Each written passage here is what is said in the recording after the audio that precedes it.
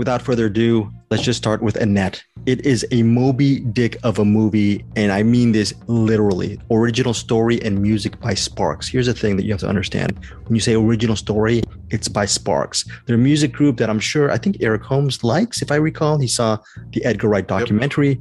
Yeah. Okay, no, I didn't see that, but I do like Sparks. Okay, so you have always been a fan of their music, which is very cool. They did a collaboration with Faith No More. And I'm a huge Faith No More fan, so obviously I came across that. So ever since then, I've been a Sparks fan as well.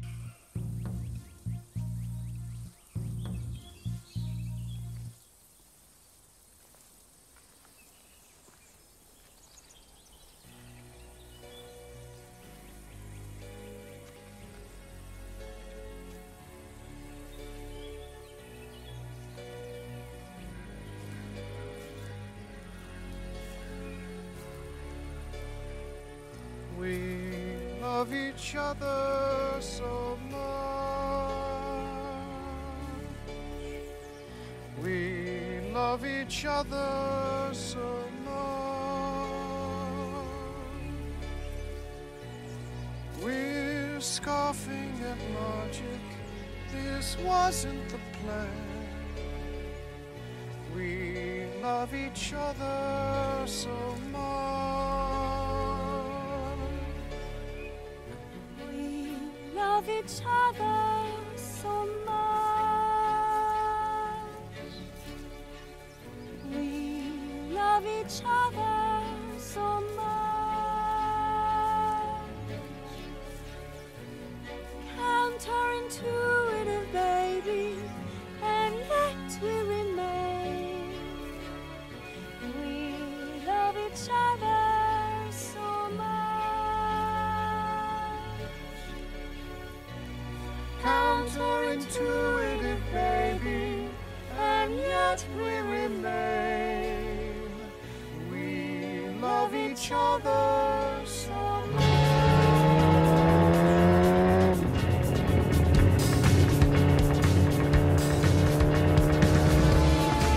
We love each other so much. We love each other.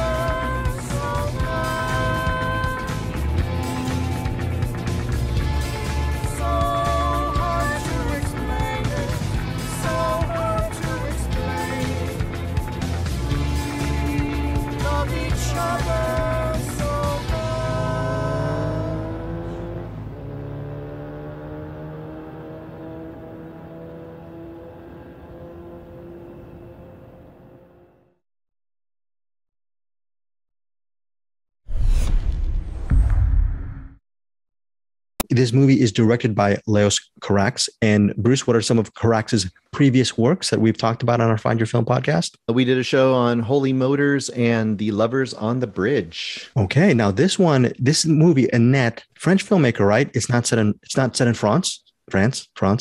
It's set in Los Angeles. It's a musical because I'm sure some of you listeners have heard some of the music from the trailer, or maybe you've actually heard some of the songs on Spotify or Apple Podcasts, whatever. Very good music. And it simply centers on the LA relationship between a stand-up comic named Henry, played by Adam Driver, a stand-up comic, and he has a very passionate relationship with his opera singer named Anne, played by Marion Cotillard. And they live seemingly a blessed life because they're both high level in their craft. Okay. They're both very popular. And when they bond together as a couple, everything should be hunky-dory. They live in LA. They live in a beautiful wooded house somewhere off, maybe out into the mountains in Los Angeles. Everything looks picture perfect. There's a ton of musical numbers in this movie. I don't think there's even too much dialogue. The whole movie is a sing-through kind of dialogue. Everyone sings throughout the movie, especially Adam Driver. Yeah, 2 hours and 20 minutes. Bruce Purkey, I credit you for actually preparing me and stealing me for the entire film. Actually, as much as Eric and I are going to talk about our initial thoughts, I think the one who's going to provide the Muhammad Ali knockout punch for this review will be Bruce Purkey, because he actually, thank you, Eric, for that shadow boxing. But yeah, he's going to really provide a lot of insight because he's actually seen this movie twice. So let's just start off with the inconsequential. I'm inconsequential too, because I'm waiting for Bruce's big review. Eric, Was this movie maddening? Did you find it inspiring? Did you find it incoherent? What were your overall feelings about this movie? Yes. Yes. I love this movie. Right. Whoa, love this movie. Are you Yes. like unabashedly love this movie? Yes. It's after watching Lovers on a Bridge and especially Holy Motors, I kind of had an idea of what to expect. Not exactly, but kind of knew in the ballpark.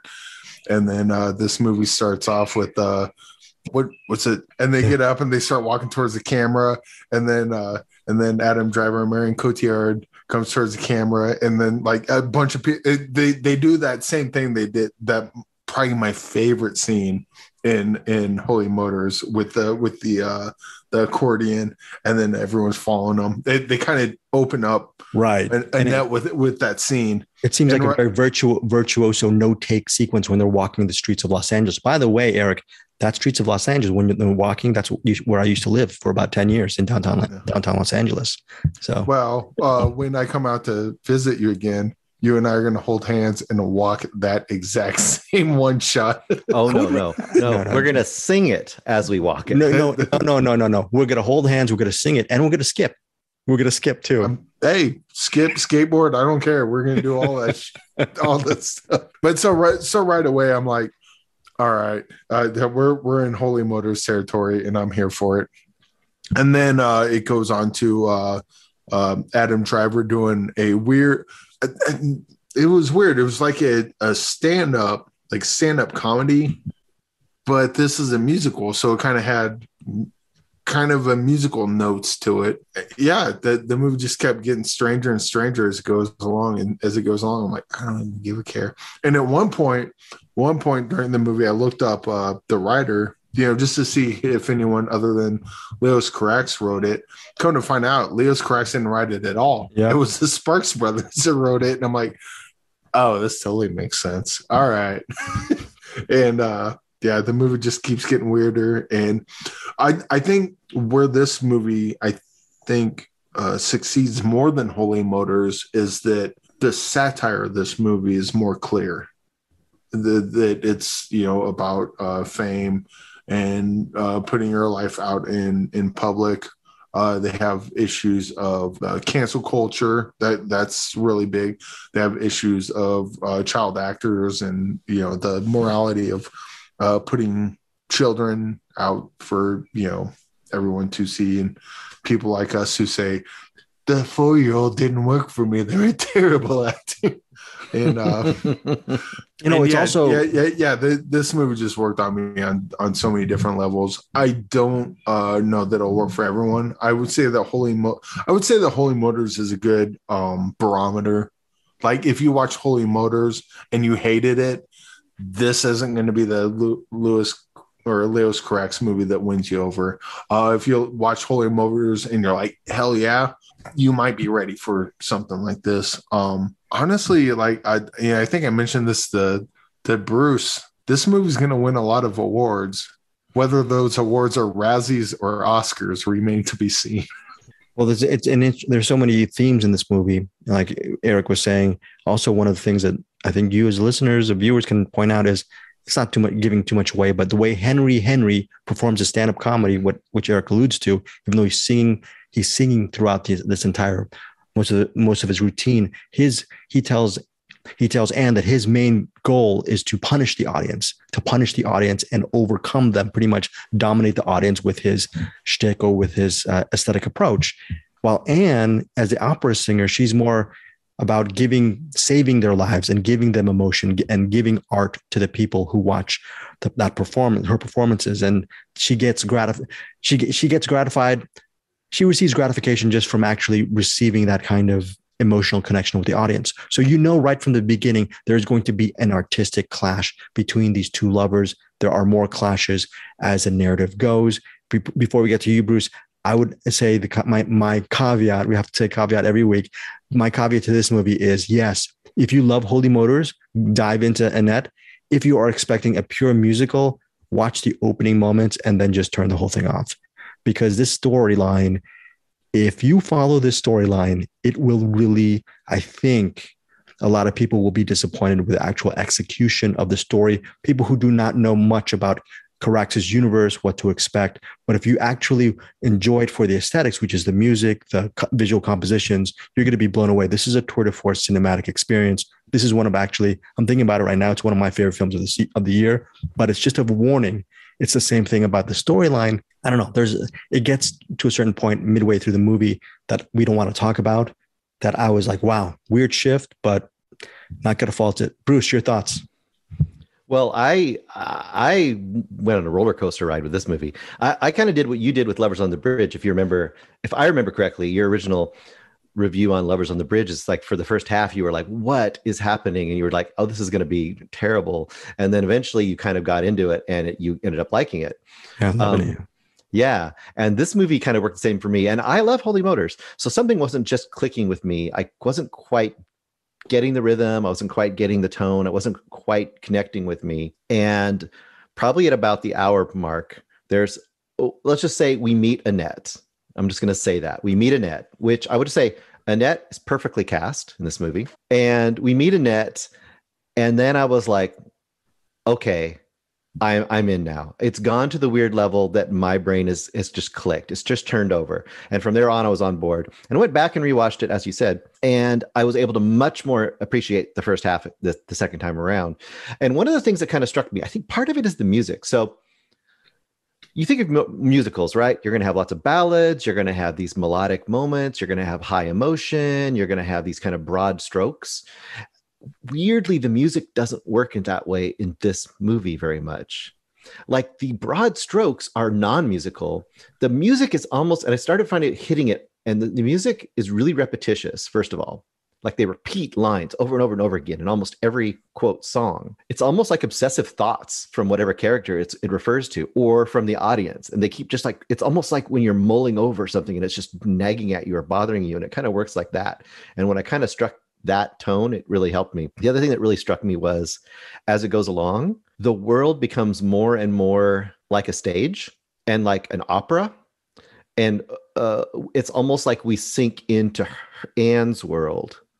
Like we fall away from his world, Henry McHenry, and fall into Anne's world. And it's really interesting. If you watch it, you really get a lot of aspects of that. There's one point where she's on stage and she walks into a forest and it becomes like a real forest. And then she walks back into the stage. And I think that's pretty important because he's doing a lot of that kind of stuff in here, where there's certain stages that are highly artificial on purpose. And I ended up loving this movie too. I actually adore this movie. I think this movie is wonderful. And I think it's gonna, for people who do click with it even a little bit, I think rewatches are gonna make it really solidify. And a bunch of people are going to probably walk out of this movie. And I love the fact that in the lyrics in the first song, May We Start and all that stuff, it talks about all these things. And at one point he says, oh, the exit sign's over there for those who need it, basically. He even says that to the audience at the beginning. He's like, okay, guys, some of you are going to walk out of this, and that's fine. I'm showing you the way. Movies like Singing in the Rain, it's a tribute to musicals. It's an homage. La La Land is an homage to musicals as well, but it's also a bittersweet romance. But both of these movies appeal to a mass audience, mass cinephiles. Do you think it's pretty gutsy that Carax and Sparks Brothers, Sparks decided not to go that route with the musical, because it is a musical, but it doesn't placate to those tropes, I suppose. It doesn't placate to the tropes. In fact, it points them out. Right. Like you have Marion Cotillard and I said his name twice and I forget his name. Kylo Ren. Oh, Adam Driver. Yeah, Adam Driver. Yeah. Sorry, I shouldn't have done that. But Adam Driver and Marion Cotillard are skipping and they're singing "We Are in Love, We Are in Love," and that's only lyrics to the song. And they're doing the scene where you see the two people in love. And that's not the only time they do that. I can't think of any offhand, but there's a couple scenes where the lyrics to the song is exactly what's happening, and so it's almost saying this is that part of the movie right now.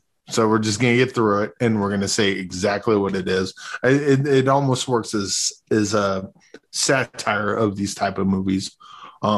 It's kind of making fun of what it's doing, I guess. Whether that's brilliant or on the nose or whatever, I don't know, but I thought it was kind of funny. I just looked at it as humorous more than anything. I was going to point out Adam Driver has a couple of kind of long, almost monologues. Like he has two big performances as his like asshole provocateur comedian / social commentator dude. Right. And the second one in Vegas alone, just for an acting standpoint, is fucking incredible. And he does a lot of really great stuff in this movie, but that alone is just like, if you watch it, because the second time I just kind of watched him do it, and I was just like, where he's playing back and forth, and he's playing Anne, and he's playing himself, and he's playing Anne, and he's talking about what's happening, and it's like, oh yeah, it's that's pretty. No, I mean he's just doing it. He should receive an Oscar nomination for his role. It's amazing. What this is pretty much. Let's face it, movie's called Annette, but it's Adam Driver's movie, and respect to Annette, though. Annette was awesome. Eric? I also wanted to say that without giving anything away, what Bruce said earlier about Annette being perfectly cast goes to show you how brilliant Bruce is at comedy. But yeah, go ahead. There's a scene towards the end of the movie where if I'm just breaking it down story wise, where I want the story to go, I am totally not wanting the story to go this way, but whatever is in that story, that frame, what's going on with the singing, the people in that frame, blown away. And this is one of those rare things where it doesn't matter where the story goes. When you're in a Leos Carax film, you can actually nitpick the narrative if you want, but really it's there for I suppose for the overwhelming sensory experience of the whole thing. And yeah, this is one of the movies that just absolutely swept me away I don't need any logic. I just absolutely love Annette. Strong recommendation. Movie hits theaters August 6th, but for most people, you will be able, Prime Video fans, Prime Video users, you'll be able to actually stream it on August 20th. Eric Holmes, final thoughts on this?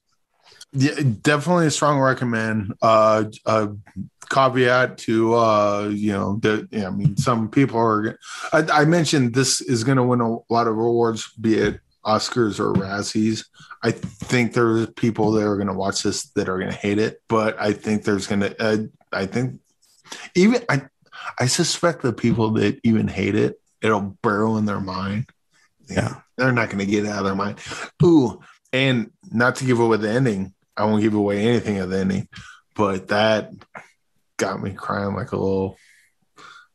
Okay. I was crying. Whether those are happy tears, those could be sad tears, those could be just filled with awe tears, or maybe all three. I don't know. No. Let's see. How about you, Bruce? But yeah, the ending totally worked for me. And stick around for the credits and read the credits, because they do a thing. The credits almost kind of work like they reminded me of the CD jackets, like the printing of the CD jackets. You got the names of the songs and everything. Like they start, you know how like when you watch the credits, it starts with the cast and goes through everything. The credits start with all the songs, which is usually at the end of the credits. And then it does the normal credits. And then at the end, it has everyone involved in the movie and their thank yous. And, like Leos Carax thanks so-and-so and so-and-so. I will give this away. Adam Driver thanks Chris Rock and Bill Burr and no one else. Nice. And so this is a very rare occasion where they actually put thought into the credits, which usually, remember they had I don't know if you remember, they had the thing on Twitter where people are like, oh, Netflix is cutting out the credits. Fuck them, blah, blah, blah. And it's like, dude, I saw your movie. You had white letters and black background, same as every other credits. You put zero effort into your credits, and you're mad that Netflix is skipping over them. Leos Carax, not the same case. Yeah, they're fun. Like that's how detailed this filmmaker is. Even the credits are worth sticking around for. Well, and it's also got in the credits, it's got the whole cast like reprising their role at the beginning. Yeah. And they're all walking along and they're singing and they're saying stuff. And they're basically saying goodbye to the audience, just like they said hello to the audience. This movie's so good. So that is Annette, all three of us. Bruce, a top film for you, at least a top 20 maybe for this movie? Oh yeah. This is probably at this point it's top 5. It's top 5 for me. Okay, you heard it here, folks. Top 5 for Bruce Purkey. This is Annette, directed by Leos Carax, starring Marion Cotillard, Adam Driver, and let's just call her Annette. Annette she stars in the movie as well. And written by Sparks. And written by Sparks, music by Sparks. And by the way, we didn't really cover much about the music, but the music is fantastic in this movie. You're not there. I guess, what do you call them? Earworms? Yeah, if anyone's played Link's Awakening on the Nintendo Switch, the remake, there's that, I can't remember the name of the song, but if you played Link's Awakening, you know the song I'm talking about. That's very similar to Annette's theme song in this. It's beautiful, and I kind of wish they had it on YouTube so I can listen to it on repeat. Okay, so that is a lot of love behind Annette,